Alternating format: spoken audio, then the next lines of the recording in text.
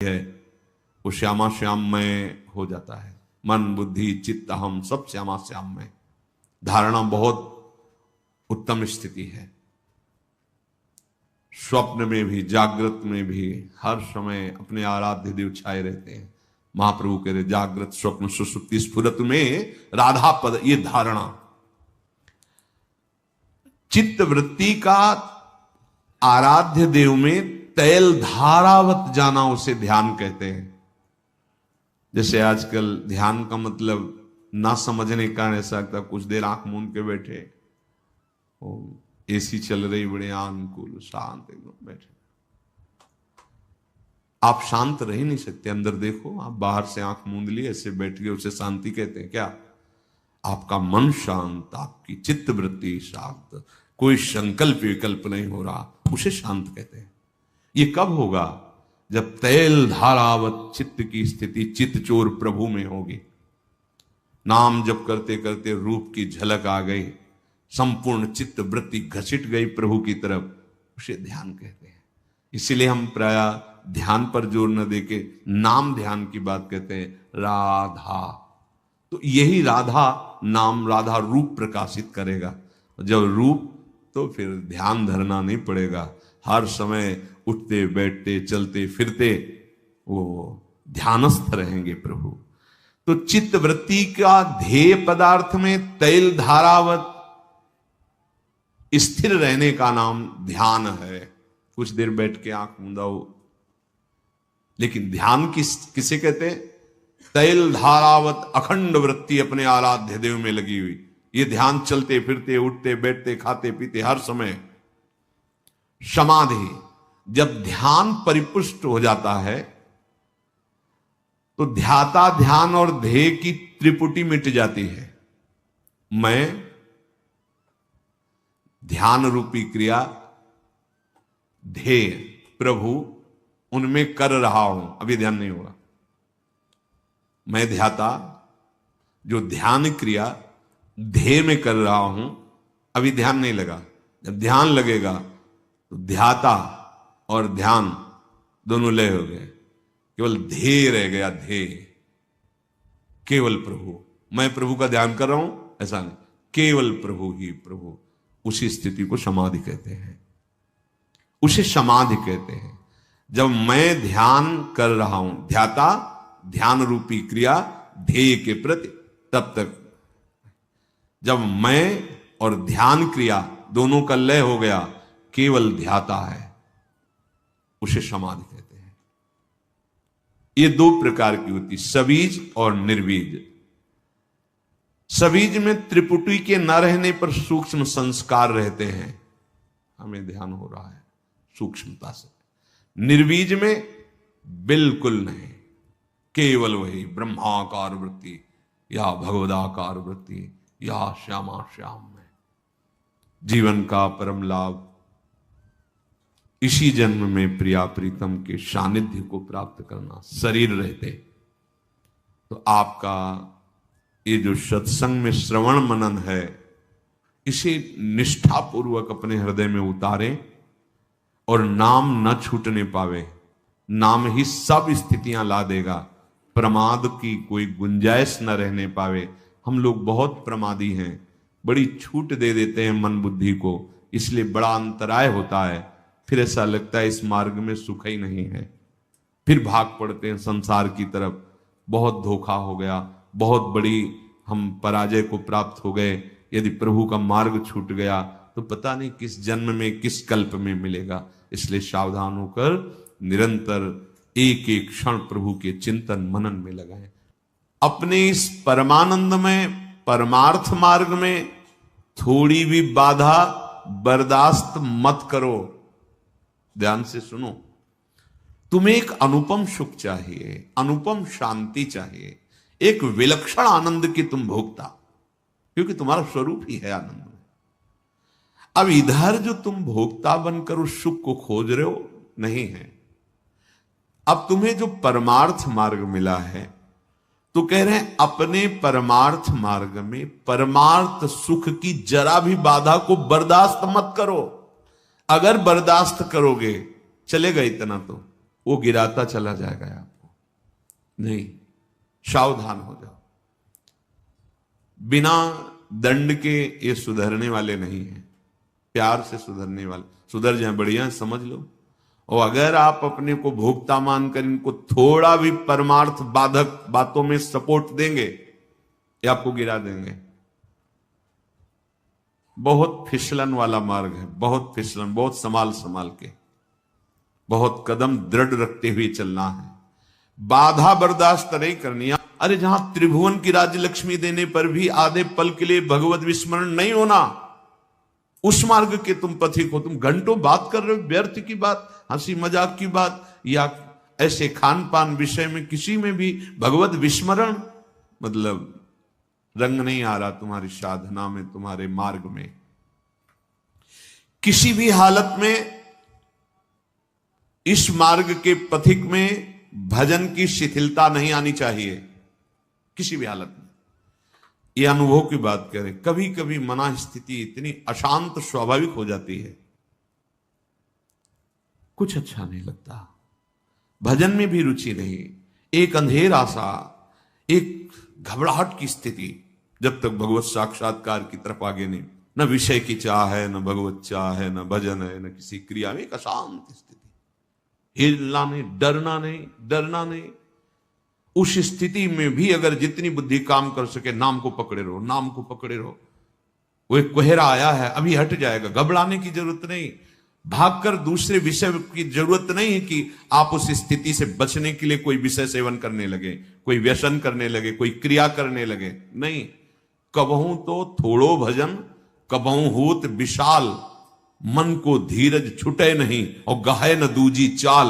वो थोड़ी देर के लिए स्थिति हट जाएगी, फिर प्रकाश आ जाएगा। वो स्थिति में बहुत संभलने की जरूरत है।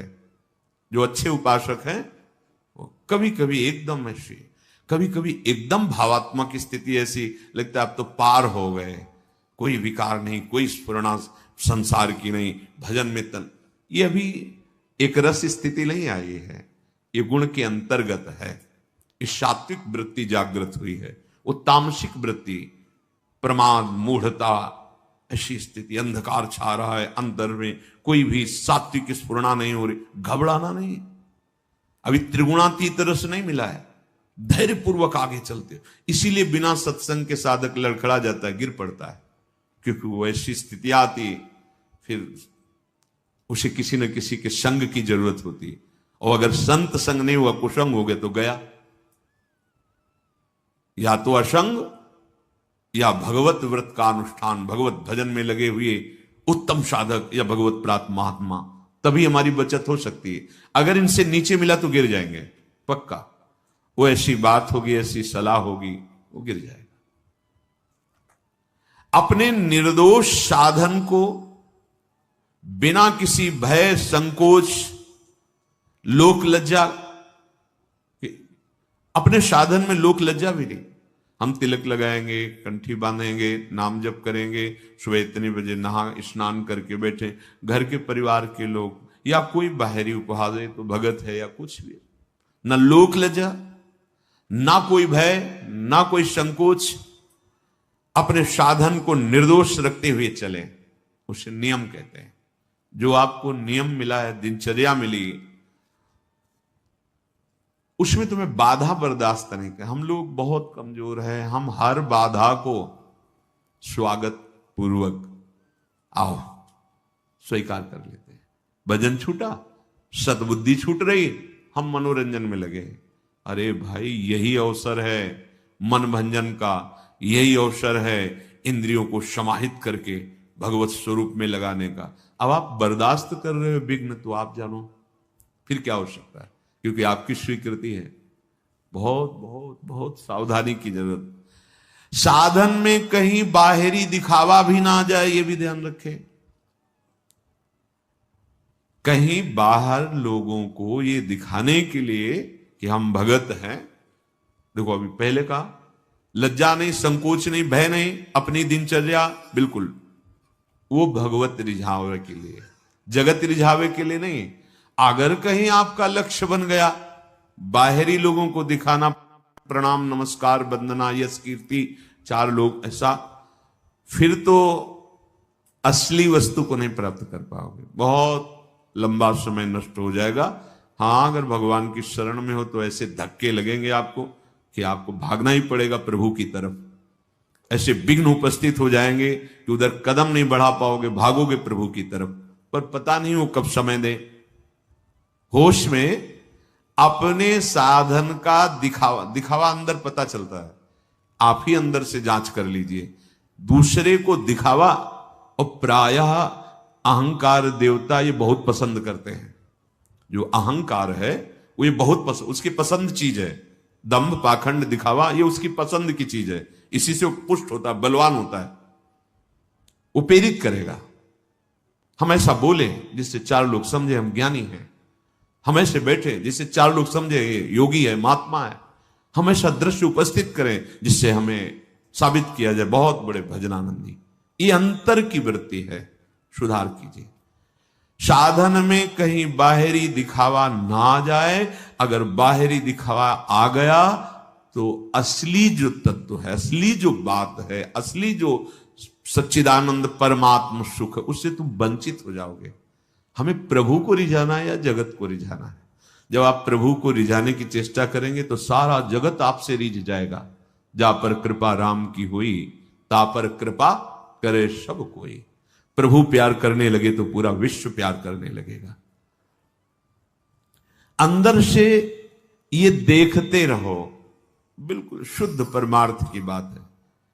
अंदर से देखो, जब आप अंदर से सच्चे साधन में लगे हो, बाहर से तुम्हें कोई कहे ना पाखंडी, दम्भी, दिखावा, ये वो, तो मुस्कुराहट आएगी। जब आप अंदर से दम्भ कर रहे हो, फिर तुम्हें कोई दम्भी कहेगा तो तुम गाली दोगे, लड़ जाओगे, निंदा करने लगोगे। ये पहचान है कि दम्भ है तुम्हारे अंदर, उसको बुरा लगा। जैसे कोई निंदा कर रहा है तो आपके कान में पड़ा, तो सबसे पहले बुद्धि का कार्य होता है, वो तुरंत जांच करेगी। अगर सत्य मार्ग में चल रहे हो, ये जो बोला गया कोई लक्षण है अंदर, पूरी जांच कर, नहीं ठीक है, प्रभु की बड़ी कृपा है, मुस्कुराया, चल दिया, उसको बुरा ही नहीं लगा। जैसे आप गोरे हैं, आपको कहे काला कलूटा, तो आप नाराज हो जाएंगे क्या? क्योंकि आपको पता है आप गोरे हैं, आप नहीं नाराज होंगे। काला कलूटा है और उससे कहे भी कि क्या यार गोरे हो तुम, उसको बुरा लगेगा क्योंकि वो नहीं गोरा है। ऐसे ही यदि सच्चाई से तुम भगवत मार्ग में चल रहे हो और तुम्हें कोई कह रहा है कामी है, क्रोधी है, लोभी है, पाखंडी, दम्भी है, तो आपको पता है ना कि गुरु कृपा से ऐसे इन दोषों का शांत, प्रसन्न, आपके अंदर उत्तेजना नहीं पैदा होगी। और यदि है तो आप ये साबित करने के लिए कि नहीं है, आप लड़ पड़ेंगे। आप, ये अंदर की बात है, सूक्ष्म बात है। आप बहुत सुंदर सुंदर पदार्थ खा के निकले हैं और बाहर कोई कह रहा है ऐंठ के चल रहा, भूखों मरता है, हमें पता है, तो आपको क्या होगा? हंसी आएगी। या अभी अभी तो खीर पूरी सब पाके आ रहे हैं, ये तो ऐसा बोल रहा है, अच्छा ठीक है। और आप भूखे हो कई दिनों से, ऊपर से ऐसे घी पोंछ के ऐसे चले, और लोग बहुत कहे क्या यार हलवा खा के आया है, तो छाती जलेगी कि नहीं, रोटी भी नहीं मिली तुम हलवा की बात करते हो। ठीक ऐसे ही दम्भ और सच्चाई का है। आप सच्चे भगवत मार्ग के पथिक बनेंगे। पूज्य श्रीपाद उड़िया बाबा जी महाराज कहते कि जब अपनी भाषा में जैसे जो हम जानते हो बात करता है तो हमें समझ में आती है, लेकिन विदेशी भाषा में जिसे तुम्हें ज्ञान ना हो, तुम्हें बल भर गाली दे रहा हो, निंदा कर रहा हो, तो तुम क्या करोगे? पता ही नहीं वो भाषा ना, तो ऐसे सुनोगे कुछ बोल रहा हो, चल दोगे। जब तुम्हारी भाषा में ऐसे तुम्हें गाली दे, निंदा दे और तुम चल दो, तो जान लो कि तुम सच्चाई के मार्ग में चल रहे हो।